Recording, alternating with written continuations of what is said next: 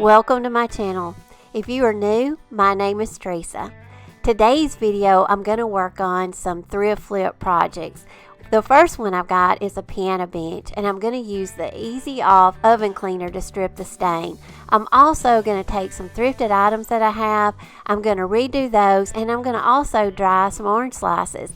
I am working on projects for winter decor, so when I pack up my Christmas decorations, I've got some easy projects to put back out for winter. So I hope y'all enjoyed the video. I hope y'all get lots of inspiration and ideas for your home for the winter season.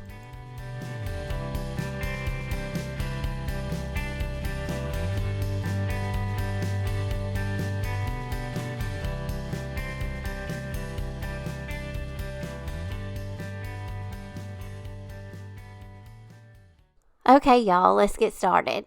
The first project I'm going to work on is this piano leg. This is my friend Stevens that owns an antique store. He acquired these from someone that was, I guess, selling a piano or took it apart, so he acquired the legs from it. He asked me a while back in the summer if I wanted to take them and paint them and flip them, and I was like, sure. So I have not got the chance to do anything with them yet, but I have been seeing the Easy Off oven cleaner stripping stain off of wood and taking it down to the natural wood.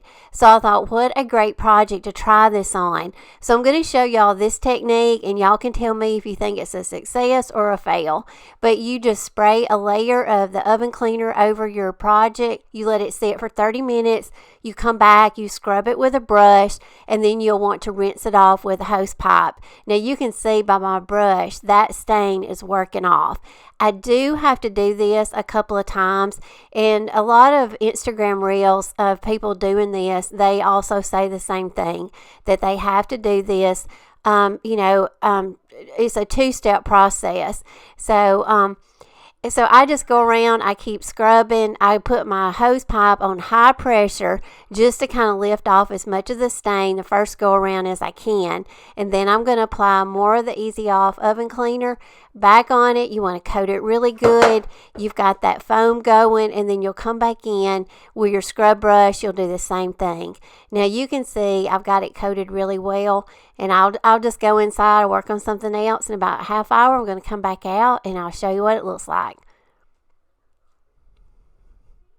Now, when you come back out, and I also want to point out, anytime you work with chemicals or cleaners that are strong like this, you may want to wear a mask, and also do wear gloves to protect your hands. So you can see by my scrub brush that stain is really coming off. Now, I didn't know how this was going to end up, because when you've got wood and it's wet, it looks dark. So I really couldn't tell at this point if this was going to work or not.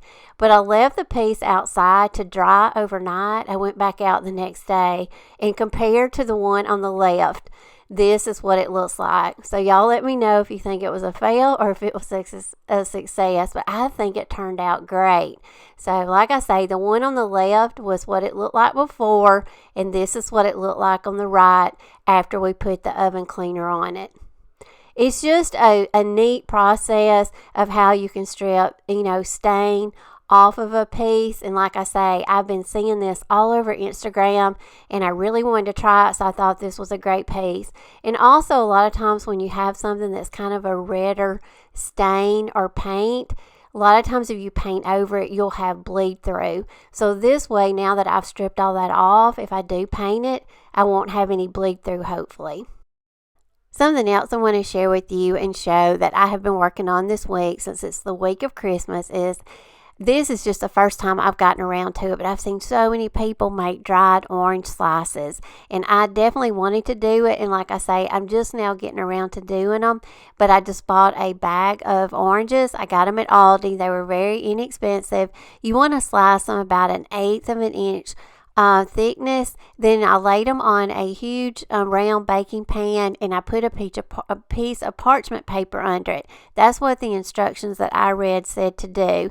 And you want to put them in a low temp oven. And so I set my oven for about 200, and it said to let them sit in the oven at a very low temperature for about 2 to to 2.5 hours. And that's what I did. When I took mine out after about 2.5 hours, they were still a little bit moist. So I actually removed the parchment paper. I put them directly on the baking sheet. I put them back in the oven for maybe another half hour, and y'all, they were perfect. So just try that little tip. If they come out and they're still a little bit moist, maybe do not use the parchment paper. Put them directly on your baking sheet. Now there's so many things that you can do to decorate with these little orange slices. And this is a great little pieces you can use for winter decor. Something else I've been wanting to make for a while is a coffee filter wreath. Now this is going to take 400 coffee filters, and I actually used about 50 more. So make sure to pick up 2 packs at least. And then I ordered this little wreath form off of Amazon, and I'll have it linked in my Amazon store. And when it came, I was so excited because I thought I wanted to make this wreath for so long. It's so easy to make. It's a little time consuming, but just be patient with it. You want to fold a coffee filter in half again, and in half again. So here I'm going to show you one more time. Just fold it in half, and then you'll want to fold that half in half, and then fold it one more time. That's all you do, and you want to do that 400 times. Once you get them all folded, we're just going to go around the wreath form, and I'm going to show you how we're going to use some hot glue, and we're just going to glue them on. And that's all this is. All we're doing is folding and gluing, and it is so easy. And once I got them all folded, I just put them in a box to store them until I got ready to use them. And first thing you want to do is you want to go on and glue on a little tie for your wreath, because once you get your coffee filters glued on, you're not going to be able to secure a ribbon up under them very well. So go on and do that first, and then we'll glue over it. Now you want to take 3 coffee filters, and you want to go across in a row, and you want them to where they kind of overlap each other. They will come off on the sides a little, but not a lot, because when you look at the form, like I looked at it thinking, this is not going to cover the sides really well, but actually it's amazing. It does. And then you just want to repeat the process. You want to just continue to glue on top of each of your rows, and you want to stack them pretty tight, and that is going to give it that ruffled effect. Now once you get to going, you'll kind of go, and I was like, is this going to work? Am I doing all this? And I've already folded 400 coffee filters, because you're pretty much committed at this point. But trust me, just keep on doing it. Don't give up. Just keep gluing and going around the shape of your form. And once you get to the end, you just kind of want to start filling in of where you started. And these will be going in a little bit, of a different direction. But once they meet up, you'll never know it. And then, once you get the last one glued on, then you just kind of want to go around. You just kind of want to shape it a little bit, fluff it out, and then you're ready to tie it up. I added a little bow to it. I just stuck that little bow in the bottom of it. I didn't glue it on. But y'all, this piece turned out so pretty. And this, to me, I think you can use this for all the seasons. I think for Valentine's, it'll be beautiful decorated with a really pretty bright red bow, and then also carry us into spring. Okay, another project I'm going to be working on is going to be a thrifted clock. I purchased this clock. I think I paid a couple of dollars for it. It's black, and it's got a little distressing on it, but of course, I do a very neutral home decor palette in my home, so I'm going to chalk paint this with some new paint that I've got. And I've already tried this paint once, and I used it all. I loved it, and now I've ordered another container, and I got a very large container. It's a 32 ounce. The color is Crinoline, and it's by the Country Chic paint. And this paint right here has got a very smooth texture to it. It distresses very well, and I'm going to have a link to my friends Melissa and Dawn over at JUNQUE and Disorderly Gals. They actually sell this paint in their online shop, so I'm going to leave a link if you're interested in purchasing the paint. So I just went over it with a couple of coats. Some areas I put a third coat, but like I say, this paint distresses really well. I went around, I distressed it, I wasn't going to paint the little rim around the clock face, but after I took the tape off, I felt like it was just a little bit too black, so I did. I went back over it with my paint around the rim. I did a couple of coats, and then I just wiped off any that I got on the glass, because paint comes off like glass or the plastic face really easy. You can just wipe it off with a little bit of, water, or just scrape it off with your fingernail. And I think this clock turned out beautiful. Now, I hadn't even tried it to see if it works, but, I love clocks whether they work or not, because they make great shelf sitters, and this will be so pretty just sitting out on a table. So I can't wait to decorate this when I take down my Christmas decorations and use it for some winter decor.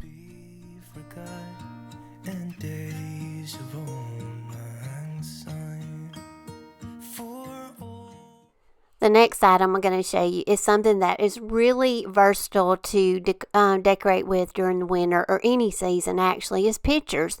Anytime I see pictures, I pick them up. And this one I scored at the Goodwill the other day, and it was $2.99. Now this has got some great ornate detail to it. It's very nice made. It's kind of got like a crackle finish to it. It does not have a brand on the bottom, so I don't know who made it. But just a great piece that you can add greenery to it. And like I say, you can change this out for all the seasons. So never pass up, pictures that you see at yard sales or thrift stores.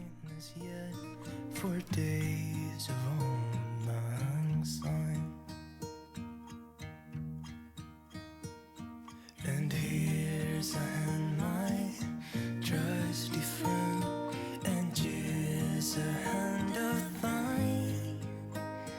We'll talk a cup of.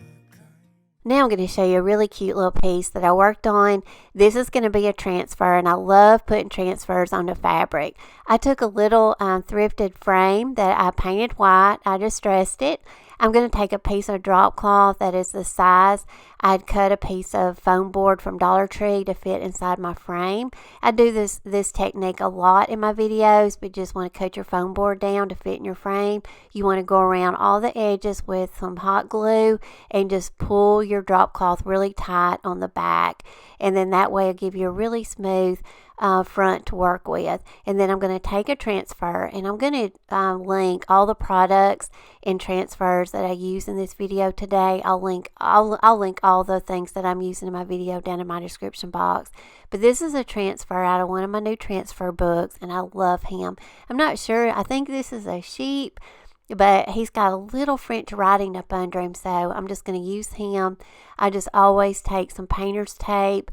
Once I place it onto my fabric, I just secure it down with some painter's tape, and then you just want to take your little transfer scraper tool and just, transfer it onto your fabric. And transfers work really well on fabric, and I think he turned out so cute. So he is something else now that I can add in to my decor once I take down my Christmas decorations, and I think he'll be so cute setting out for winter. We'll talk a cup of kindness yet for all mankind.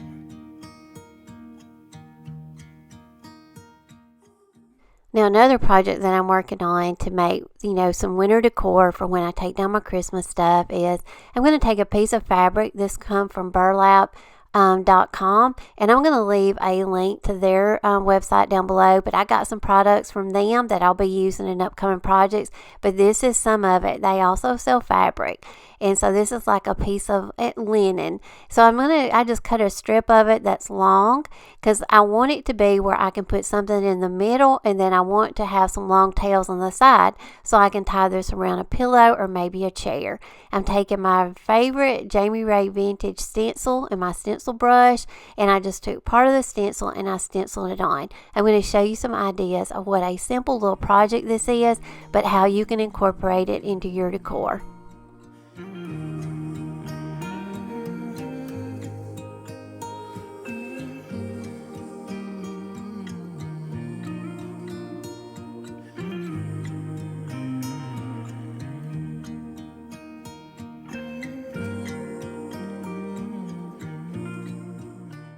Now I'm going to make a similar one out of drop cloth, and I've done this in previous videos, and I stenciled one for Christmas and I added it to a pillow and also a wreath.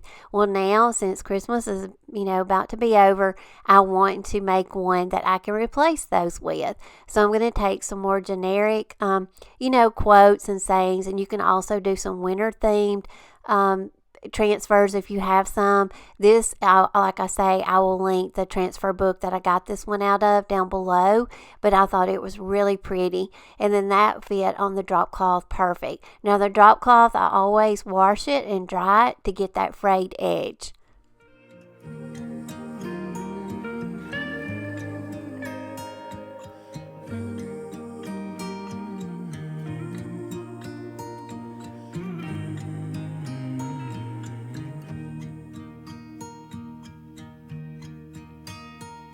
Should old acquaintance be forgot and never brought to mind? Should old acquaintance be forgot and days of old lang syne for old lang syne? Now, another project that I've been wanting to work on and I haven't had the time, but now that everything has kind of slowed down, I'm just kind of like enjoying the Christmas mode and just doing crafts that, I don't know, I'm just kind of doing things right now that I really enjoy doing and just kind of getting things done around my home also. But y'all know I created a winter wonderland this year. And last year, well, no, it was the first of this year, I did a collaboration video with some other channels, and I was challenged to use Jingle blocks. So I created myself a bathtub tray. And we basically just took some scrap wood we had. We took 3 slats. I stained them with craft paint. I went over them with my candle wax method. And for the legs of this, so it would not shift around across my bathtub, I applied the Jingle blocks. So I'm going to leave the full video of how I made this bathtub tray down in my description box. So if you want to go out and watch it, it'll be there. But if you're new to my channel, I add candle wax a lot of times to the wood base of my projects. That way it helps lift my paint off when I go to distress, and I don't have to use sandpaper. This is my favorite brush. My friend Julie over at Julie's Designs and Signs, she uses this brush a lot, and so I ordered one. It's in my Amazon store, but I absolutely love this brush. So I just went over it with my little Pampered Shelf plastic scraper. I gave it some distressing, and now this little bath tray fits into my bathroom a lot better, and it looks more like the little Winter Wonderland theme that I was going for versus the brown. So just another little upcycle project that was real simple to do. I just added my favorite Country Chic paint to this, and I absolutely love it now. And added my handles back, and anyway, I just styled it for my bathtub, and just to show you what a little bit of paint can totally transform something and just take it up to the next level.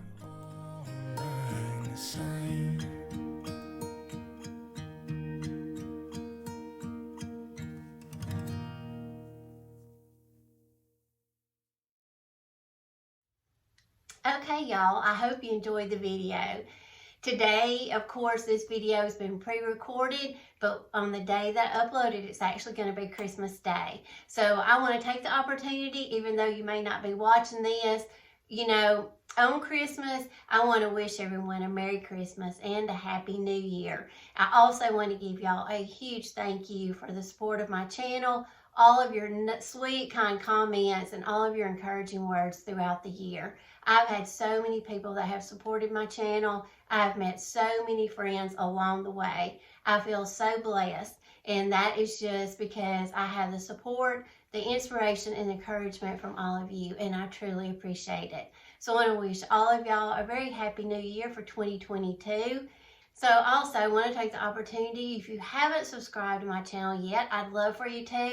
That is one of the greatest gifts that you can give to me. It's just hit that little subscribe button. It doesn't cost anything. It's free. That way, me and you, we can stay connected. I hope you'll come back to my channel, watch some more videos, and just hang out with me. because you never know what we're going to make. And I'm looking forward to the year 2022 because I feel like it's going to be a great year. 2021 actually was a really good year for my channel. I hit 50,000 subscribers, which was a huge milestone for me. And I also met a lot of great friends along the way. I'm going to have some giveaways to start off 2022. I've got some Iron Orchid design products that I want to share with all of y'all. So I'm going to be giving away some stamps, and also I've got some Dollar Tree, some of the little Farmhouse 2022 calendars. I finally scored some of those, so I want to share those with y'all. So I want to get those out really soon so y'all can start using all of these products. So stay tuned. For the first of the year, I'm going to start having some giveaways. Okay, y'all, I'm going to end the video now. I hope all of y'all have a very happy new year for 2022, and I plan to see y'all the very first of the year with a brand new video. So, love all of y'all. Happy New Year and Merry Christmas. Bye, y'all.